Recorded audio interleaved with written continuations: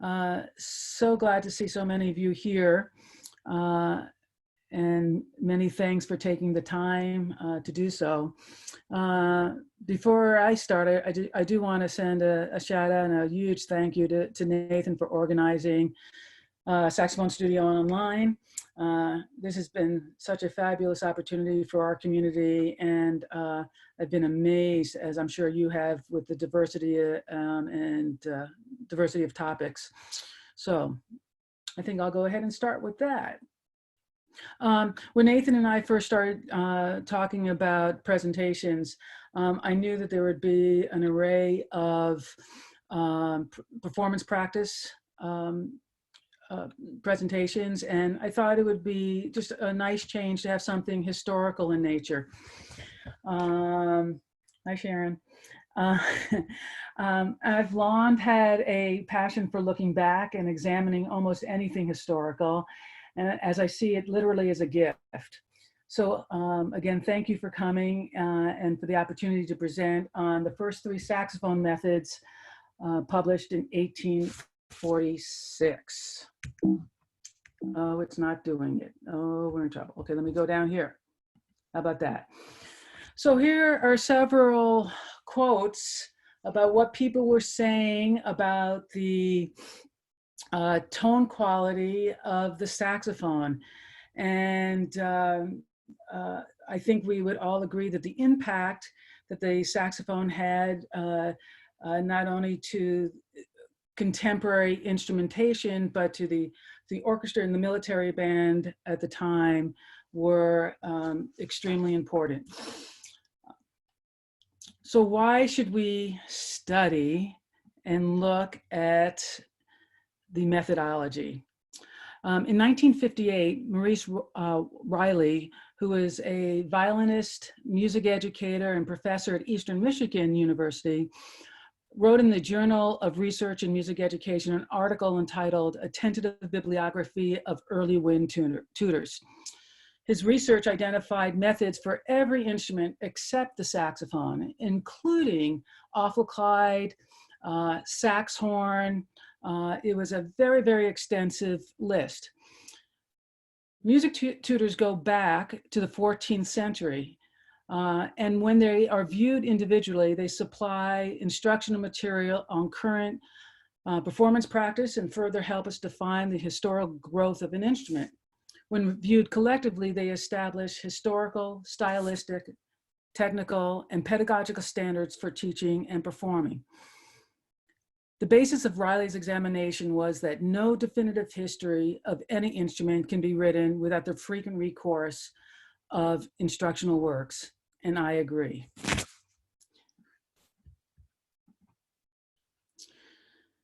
Three saxophone methods that were published and available in 1846, the same year that Sax files his patent for saxophone. Method Complete, Raisonné de Saxophone by George Kastner, Method Complete de Saxophone by Jean-François Barthélemy, and Method Élémentaire de Saxophone by Hartmann truly form the cornerstone for future methods written for our instrument.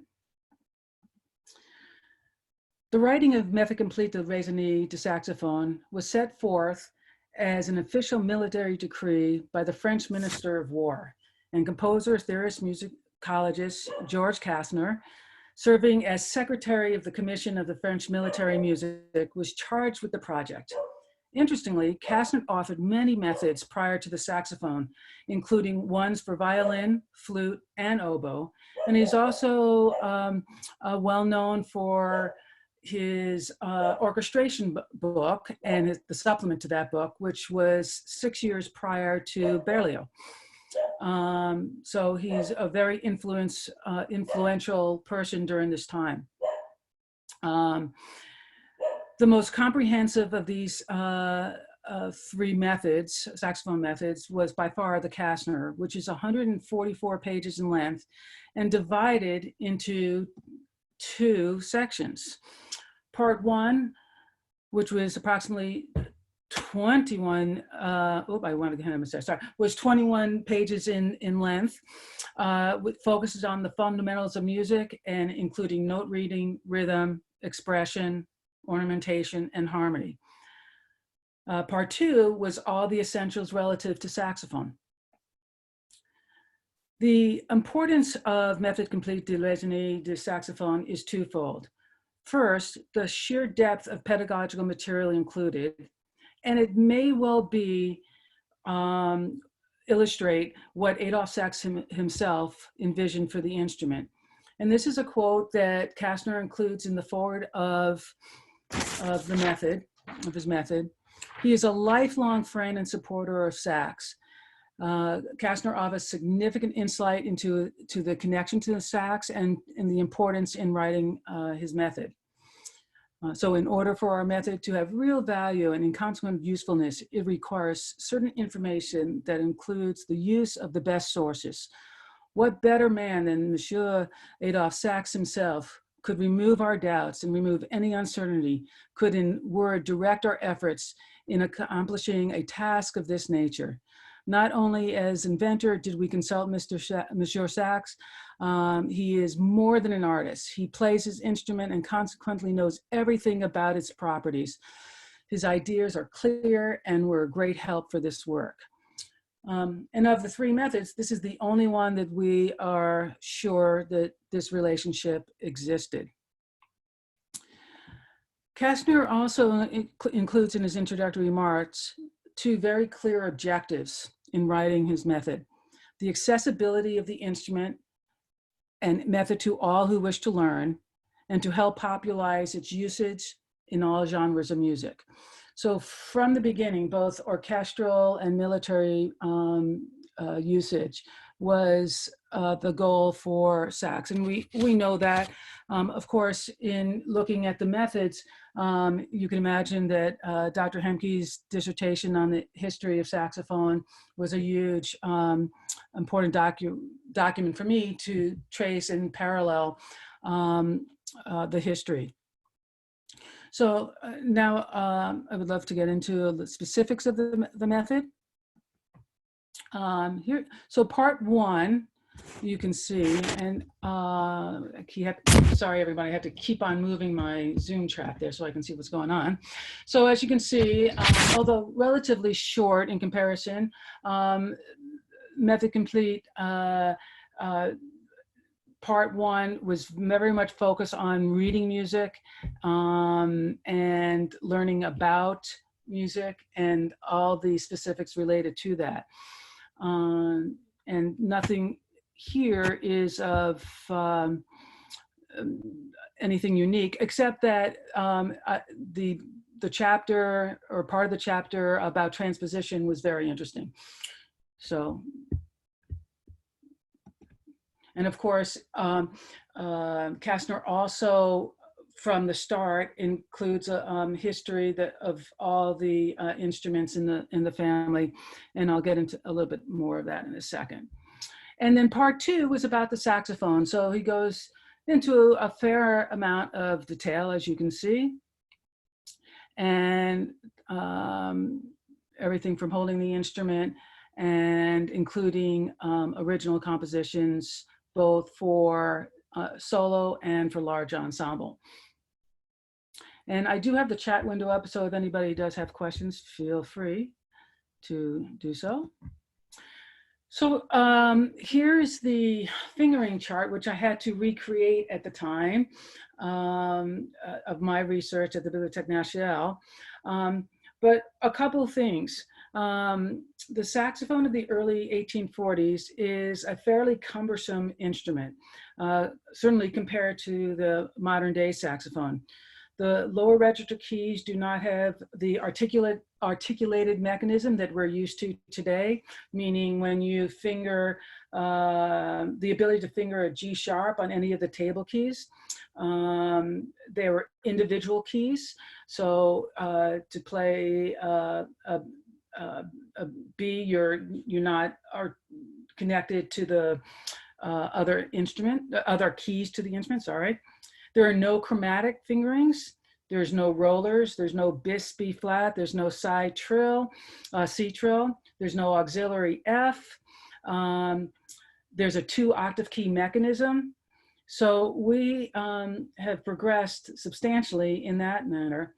This fingering chart, I hope you can see it fairly well, is also unique in that it does not use the system that we have come accustomed in modern fingering charts, in that when a finger is pressed down, you usually see a round darkened in circle, and then when the key is open, it's just, you know, open circle. This one is telling you what keys to push down by a numbering system, and there's 2 fingerings for C. I mean, it is a fairly difficult instrument to figure out via the fingering chart. And so the meat of the part 2 of the method is about performance practice. And I always am interested in embouchure, which I'm sure many of you are too. Double lift or not? Well, although Kastner does include a double lipped embouchure in his suggestion, Sachs, there's a rather large footnote, and Sachs is very adamant in that the top teeth are on the mouthpiece. Sachs talks fairly extensively in that he thinks that there's greater stability and reduces fatigue if the top teeth are on the mouthpiece. Of course, during this period of time, because the saxophone is so new, the people who are playing it are primarily coming from either clarinet or bassoon, and where double lip was quite common. So to see double lipped at this point is not that unusual. Kastner also talks about putting the mouthpiece, placing the mouthpiece about halfway down, so at the fulcrum again, which is common practice. And thankfully, we do have not changed this at all, which is no puffing cheeks. Anybody have any questions about double lip? Good. Okay. And you know, much of the pedagogy is going to modern pedagogy is going to be consistent. The start of the sound is initiated by the tongue. The sound is produced by a slight impulse of the tip of the tongue, thinking the syllable to. Most of the methods, certainly the first 3, but consistently thereafter, do use the syllable to.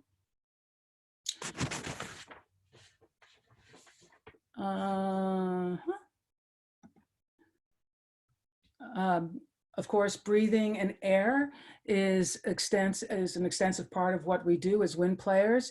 And one of the things that was intriguing in Kastner's method was very adamant thought about not pushing air from the chest. So the concept of diaphragmatic breathing was certainly something founded right from the beginning.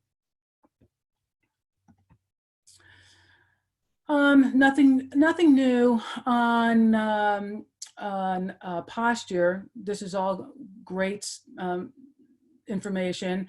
The one word that I always found interesting and that is consistent in all 3 methods, early methods, was the use of the word support with the right hand.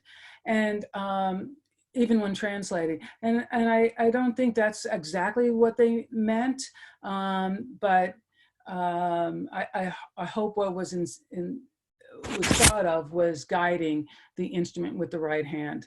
But the neck strap did take the weight of the instrument.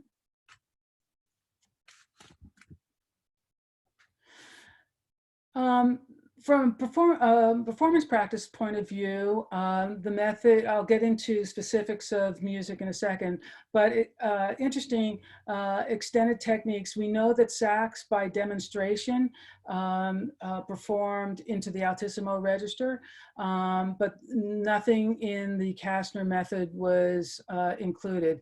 Altissimo did not come in until much later.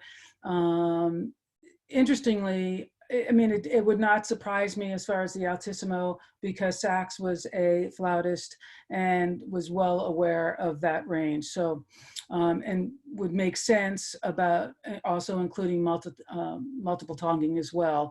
Although it's described a little differently, and nowhere the Kastner method is the only method that talks about multiple tonguing, but there's no reference to the parallel to flute of tuku or tukuku or anything like it. It's almost everything's done as a very fast two, so it's not quite convincing, but he uses the word fast staccato appoggiatura, so it's kind of unclear what he's referring to. So the music included, of course, includes scales, arpeggios, duets, and other lessons. He has etudes. And I think what is most remembered about the Kastner method is his original music for solo, or an example of original music for solo and ensemble, large ensemble. And I've included those works here. This is the variation facile et brillant, which is with piano and is available. I don't know how many of you have had the opportunity to play this. It's a very sweet piece. And the same thing is true for the sextor, for saxophone ensemble. And this is, has been published by Sigurd Rashard. And I don't know if you'll hear it, but I do have a little bit for you. And and please realize that at the time of my research at the Bibliothèque Nationale, which was in 1991, the staff at the Bibliothèque were, it was such a rare document, they didn't even want me to see it. And they would only allow me to copy 10 pages. Now, certain methods are actually on their website, and with technology, they actually see it as a preservation. So this is a little bit, I hope you can hear it, as I said, boom.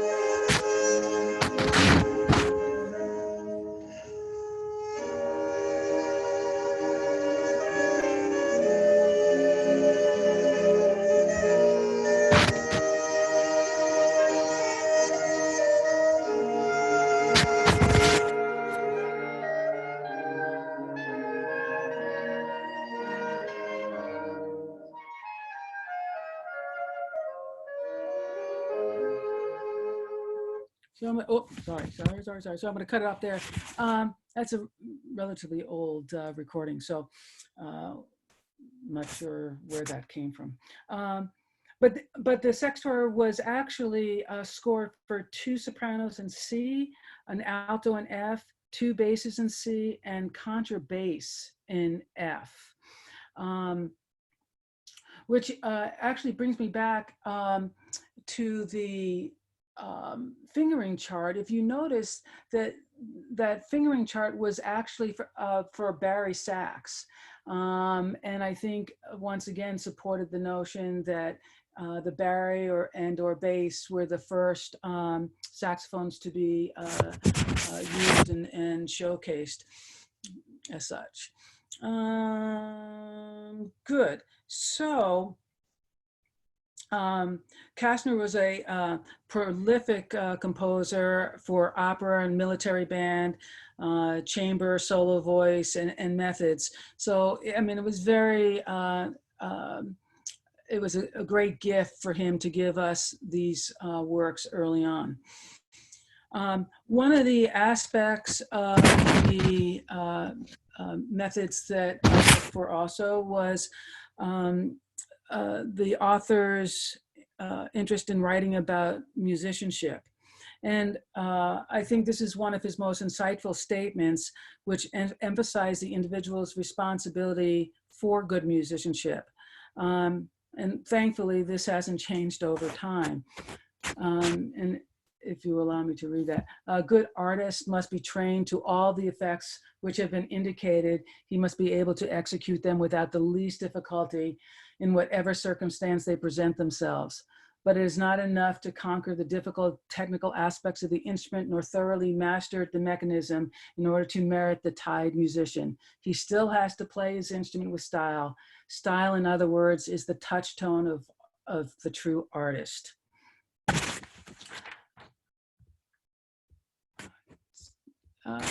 Disappearing. Okay.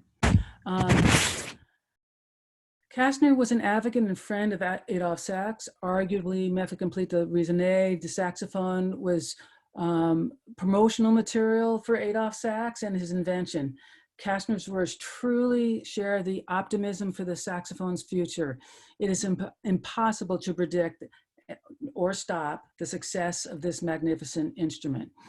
And I think at this time period in France, certainly, even with Sax's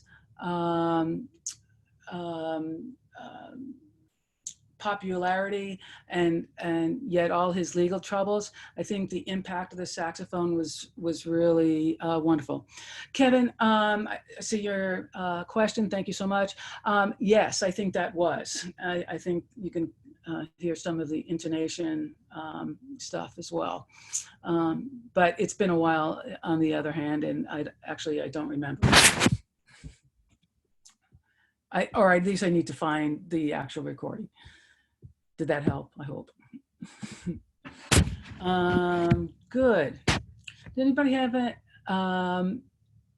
any other questions about Kastner? All right. Losing my mind there. Okay. The second. Oh, and sorry, I wanted to also say something. All of these methods, even though I'm referring to 1846 as sort of the year of all these methods,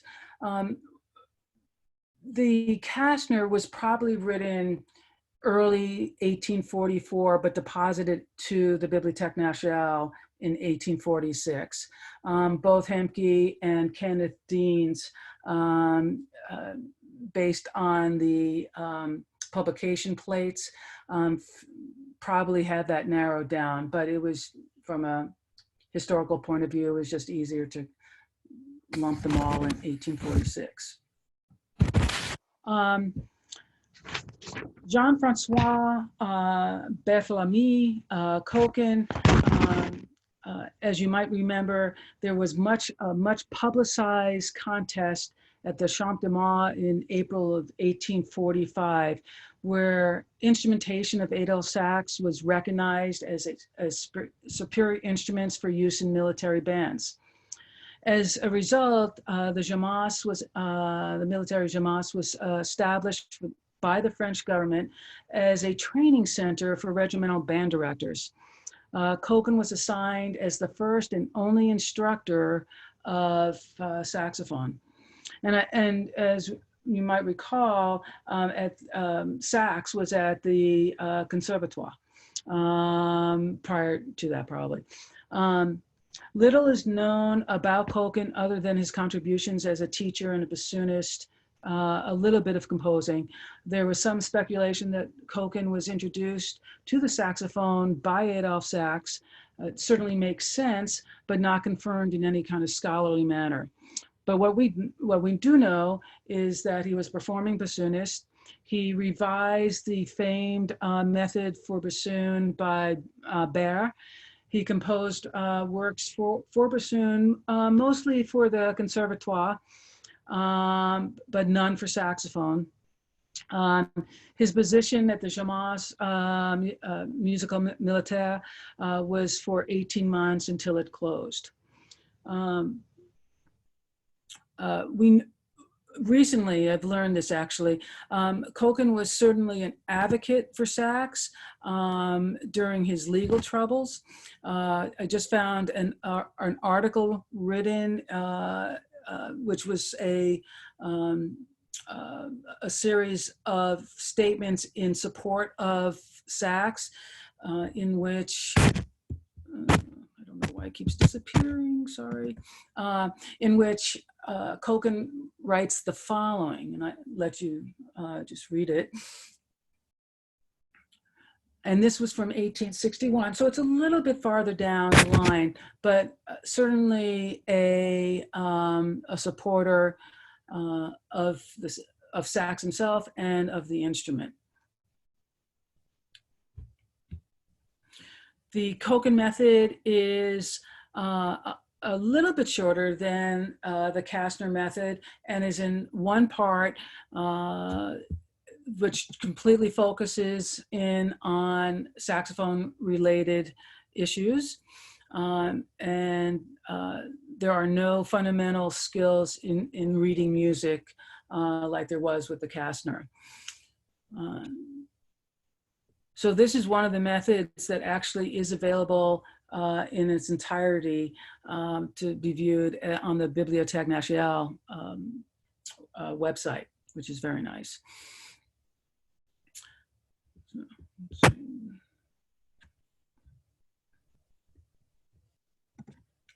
So let's get into a little bit more specifics here. With regard to the mechanics, Cokken doesn't offer any real new information about the mechanical design other than you'll see from the fingering chart, it's much more consistent with modern technology of reading a fingering chart. Now the fingerings are identified as 1, 2, 3, 4, 5, 6, and with each of the keys. More traditional use of the open and closed dots for keys open and closed. We also learned for the first time that the mouthpiece can be made of metal or wood. And he offers a fairly extensive commentary on reed placement and reed strength.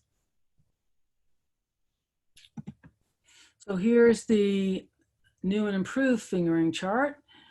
And you can see that now also that the range is up to F. We're still on the Barry sax. We don't go down to B flat at this point. And you can see that we don't have side keys. We don't have bis. We don't have an auxiliary. So some things have remained the same at this point, and not unusual to learn that. So as I mentioned, we now know that the mouthpiece was made out of wood and metal.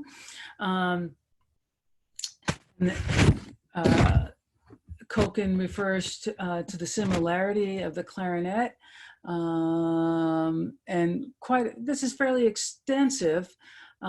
regarding placing the reed on the table of the mouthpiece. He also relays that it's important to have a flat table. You can imagine with a wood mouthpiece that would be affected extensively by weather and usage. He doesn't give any direction, though, on how to check the level, and I would assume it would be similar to today, but there's no specific information.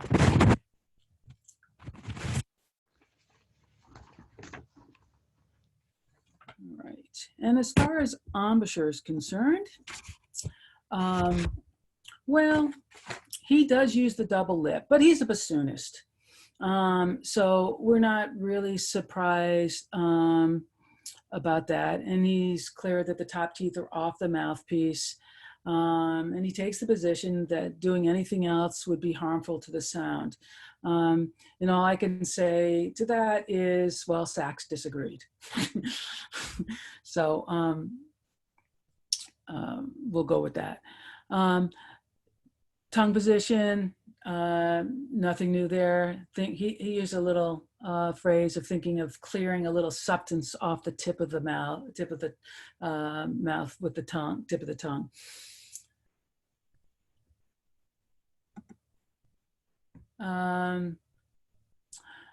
Cokken also, one of the things that I find really intriguing about the Cokken method, he is clearly the musician of the three methods that we had access to in 1846. He talks, and breathing and air is in one way we can learn from this. He speaks about the need to be efficient with one's airstream, and control the direction and intensity of the air. As we know, all important information. With regard to posture, nothing unusual other than focusing on to limit the movement of the elbows. If you move your elbows, you're going to affect the sound, like that. I also liked how he talked about hand position being curved and relaxed. The one concerning things, pressing the keys rather than striking the keys, those are all really good pedagogical thoughts. One of the things that was kind of unusual, that I don't know if he was thinking from a bassoonist point of view, was that the finger should be lifted away from the instrument as far as possible in between notes, which is certainly would affect sound, as we know, would get that pop, and I can't quite imagine that, but that was a suggestion by Cokken. Musicianship, he stressed the importance of balancing the technique and expressiveness of music. Very important, and he added quite a bit of information in its relationship to music's relationship to speech, and provided, where Kastner did not, provided basic rules of expressiveness to a phrase, all of which I think we will recognize and have seen before. Glad to see, even in 1846, a note to refrain from slowing down at the end of every phrase and cadence.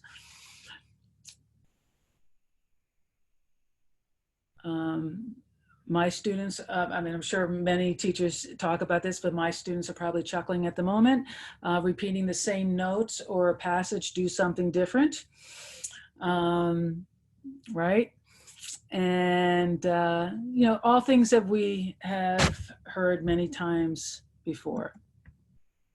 So as far as the music, much more extensive, I think, in some ways than Kastner. Scales and intervals, training in major and minor keys, but he only does go to 4 sharps and 4 flats. Does quite a bit in chromatic scales. And I found this very interesting. Does a lot of work in exercises in diminished 7th arpeggios that resolve to tonic arpeggios. I wonder what that was about. Guess that happens a lot. Maybe something to come in the future. He uses duets quite a bit, and the duets that are included are arrangements of operatic themes.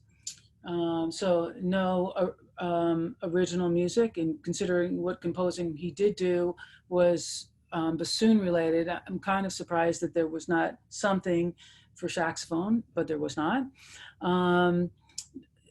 Specific exercises in articulation, syncopation, grace notes, turns, mordents, lots of, as I mentioned, lots of duets. Even with the Etudes, they were based in duets. So both teacher and student was always playing. The final section, which again was duets, was varied composers of operatic themes, which I mentioned. So here's a couple examples. The 50 progressive lessons is early on in the chapter, so clearly this is for the younger musician just beginning. And then the example number 21 was about articulation and tonguing. And this is one of the number 1. The bottom is interpretive duets. And then the bottom to the right is from the operatic themes.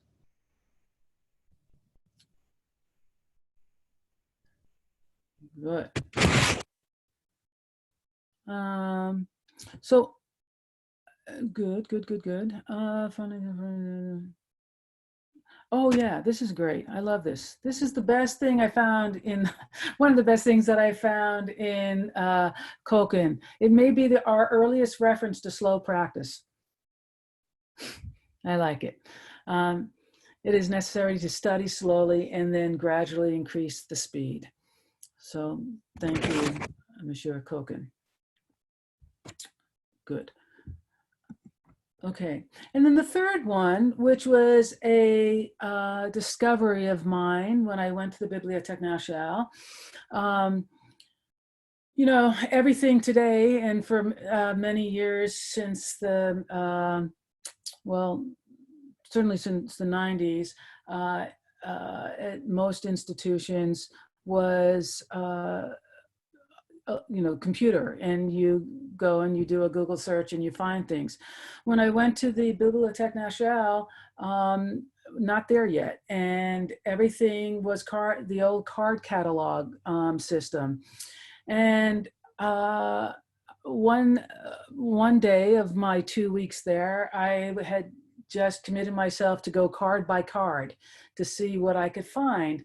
And I came across a method by Hartmann there was a method for ophicleide. And I thought that was very unusual. And I just kept on searching a few cards later, I guess, and came across this method élémentaire du saxophone. And I'd never seen this before.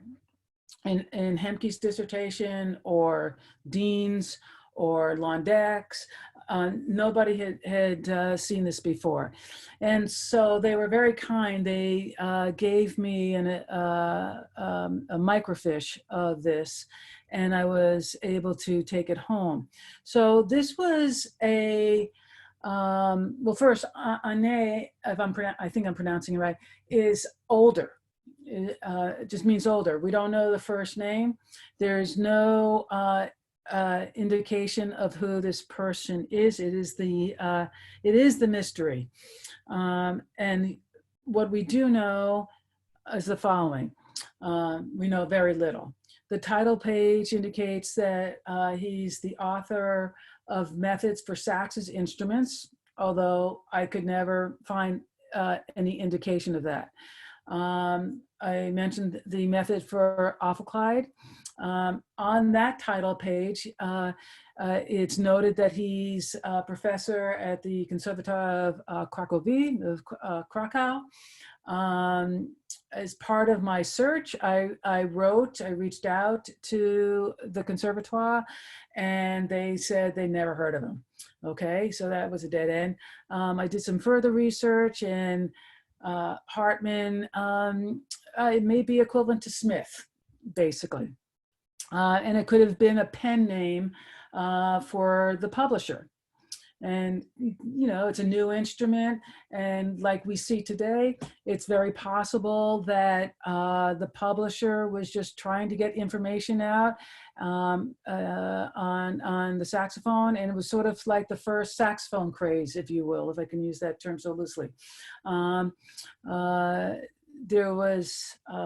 There's Hartmann, who wrote a method in Brussels for trumpet and bugle. Nothing panned out there. I did read a recent article that identified Hartmann as a clarinetist from the period, but could never track down a first name. So if anybody's looking for a dissertation topic, go. Sorry, maybe some of you have them. All right. So what do we know about the Hartmann and what is included? Part of my dissertation, this is way before finale. I mean, the fingering notational computer software options were limited at best, and I should probably redo this, but I do include the entire Hartmann in my dissertation. So here are some things that are connected to the Kastner. The fingering chart is identical to the Kastner method. It is more specific as it relates to the instrument is made of brass, it has a reed, it has 20 keys. It's specific to the keys on the right hand and the keys on the left. He's the first one to make notion that there's a bocal similar to a bass clarinet. And within the fingering chart, he identifies the specific responsibilities for each finger. And so here we see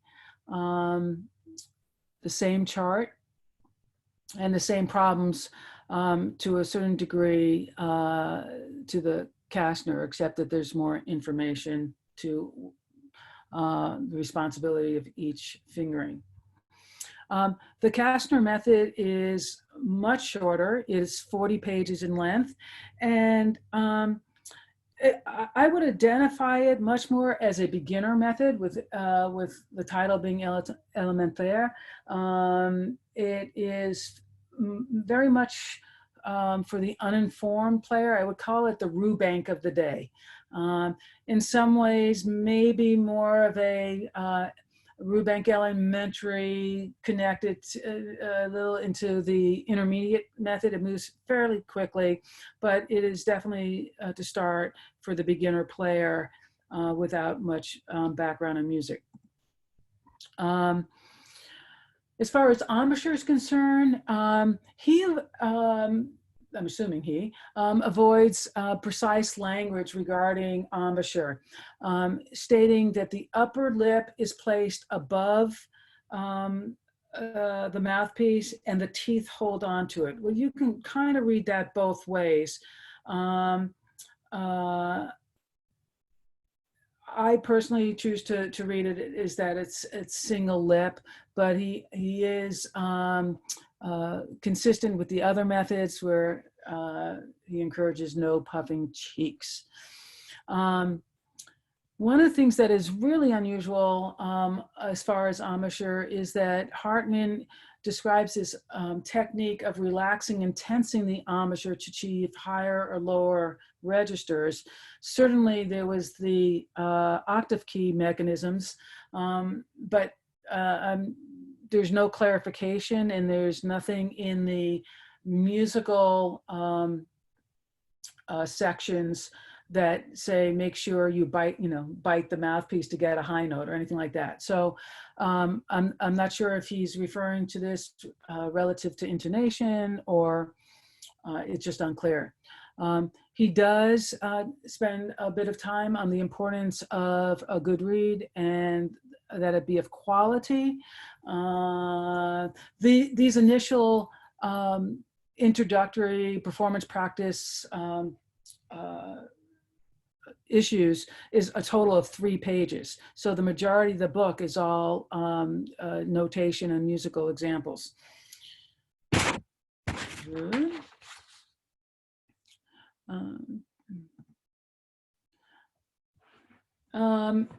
New information as far as posture.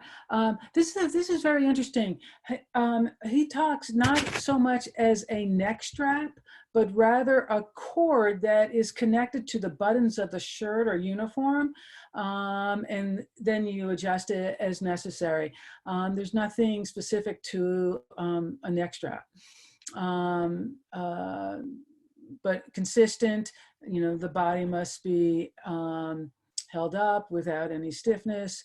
And again, the word supported is used in regard to both hands. There's nothing as far as musical expression, no exercises related to dynamics or anything of that nature.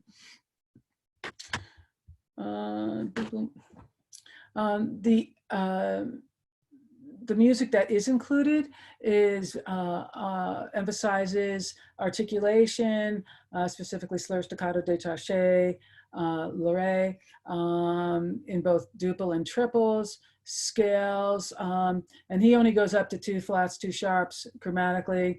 Quite a bit of interval studies, and like we have seen previously, melodies and duets based on operatic melodies of Ugo Donizetti and Verdi.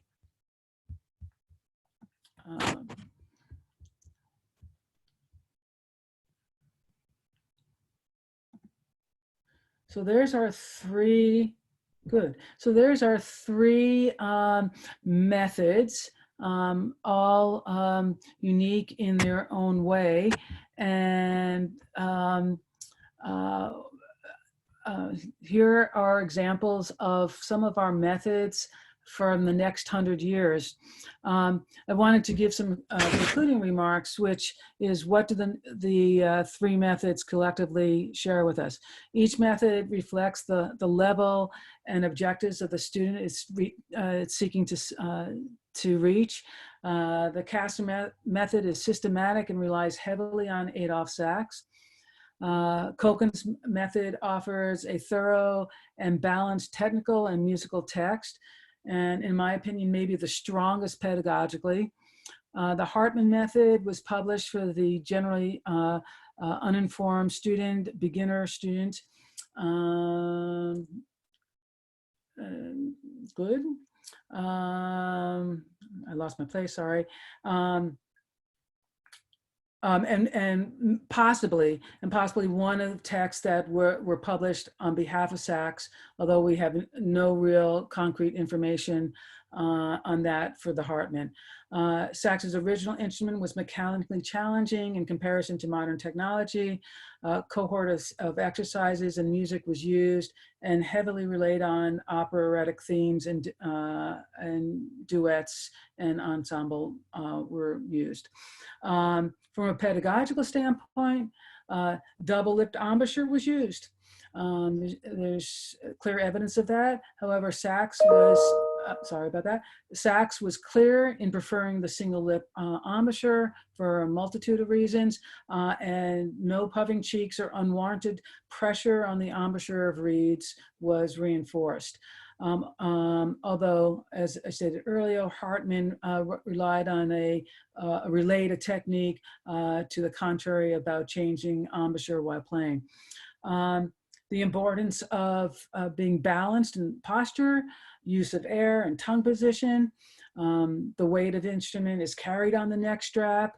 And again, although the word use of supporting the instrument with the hands, I think was just more of a guide. The methods, 2 out of the 3 methods for sure, emphasized air and air direction and aligning one's sound to that, and also emphasizing the importance of a good reed. Surprising things were with the exception of Kastner and his part 1 about rhythm, there's no real emphasis on precision of rhythm, but only from a note reading standpoint. There's no focus on playing in all keys. Certainly, only one method went to 4 sharps and 4 flats, and with some chromatics, but basically we were up to 4 sharps and 4 flats, which is surprising. And the concept of extended techniques was limited to double and triple tonguing. So I truly think that looking back to these methods provides us a gift to the past to make the future even that much better. And not much happened in the rest of the 19th century. We have some really key European methods, many that are still available today, but it was fairly quiet in comparison to what happened after the turn of the century and the true saxophone craze of the 1920s. One of the things that I did within my dissertation was I collected over 300 methods from around the world. And during the 1920s, the amount of methods and self-publications that were available is truly mind-blowing and supportive of that craze that existed. So that's sort of what I had to share with you all today. And would love to answer any questions. I can't see even who's here.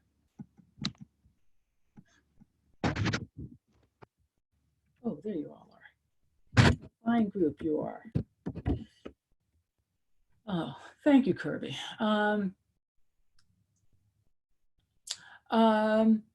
Great question. Kirby's asking, do you think the 4 sharps, 4 flats was specifically because of the limitations of the original saxophone mechanisms? I don't. I actually don't. I think that it was just a limitation of there is so much information to provide, therefore limiting. And our pedagogy today is different, where we're adding our requirements are just so different. So I just think it was what it was for the time it was, if that makes sense. Absolutely. Yeah. I mean, I think all the information on phrasing and air is really great. And some things never change.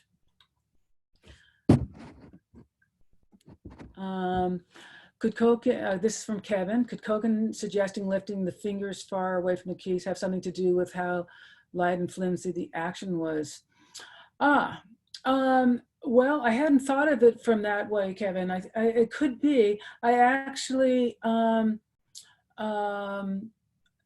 know, I don't know. I actually connected it to more maybe bassoon, but there's no reason to think maybe, I don't know.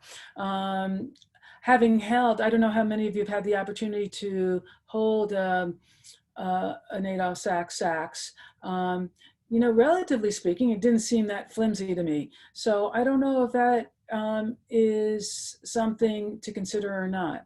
I would think if you pulled your fingers way away from the instrument, actually that would be more to the detriment of a light, flimsy action than if you kept it close. That's a great question, though.